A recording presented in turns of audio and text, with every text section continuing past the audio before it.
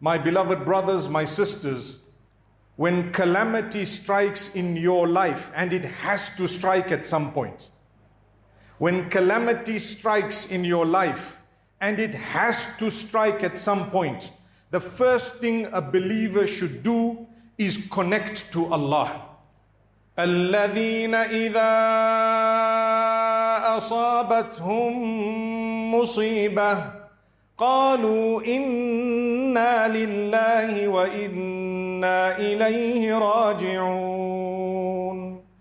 Allah describes the believers, and Allah says those whom, when calamity strikes, when difficulty and hardship befalls them, the first thing they say and they utter is, we belong to Allah and unto Him we shall all return. So when calamity strikes, the first thing you do is you say, Inna lillahi wa inna ilayhi raji'un. I belong to Allah. What does that mean?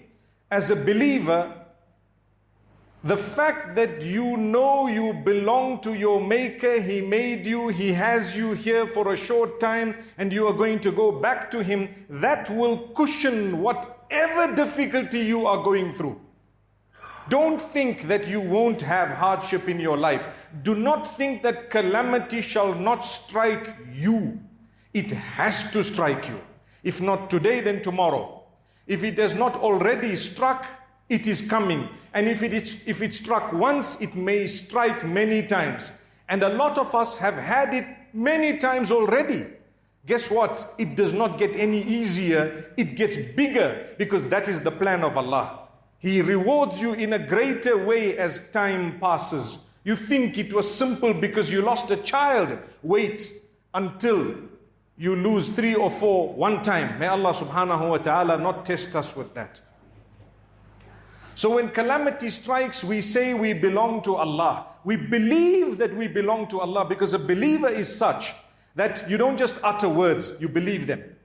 I don't just say Inna Lillah and I don't even know what I'm saying. You hear about the death of a person. Isn't that calamity striking from one angle? Yes, it is. What do you say? Inna lillahi wa inna ilayhi raji'un. You know what shaitan does? Shaitan makes us say that word as a spontaneous effect of having heard the news without thinking of the meaning of those words and what we are actually saying. That's what happens. So that's why we are saying, my brothers, my sisters, think of it. Who do you belong to? You belong to Allah. Do you really think as a believer He would do something nasty to you? The answer is no. I lose my limbs, it's not nasty for me.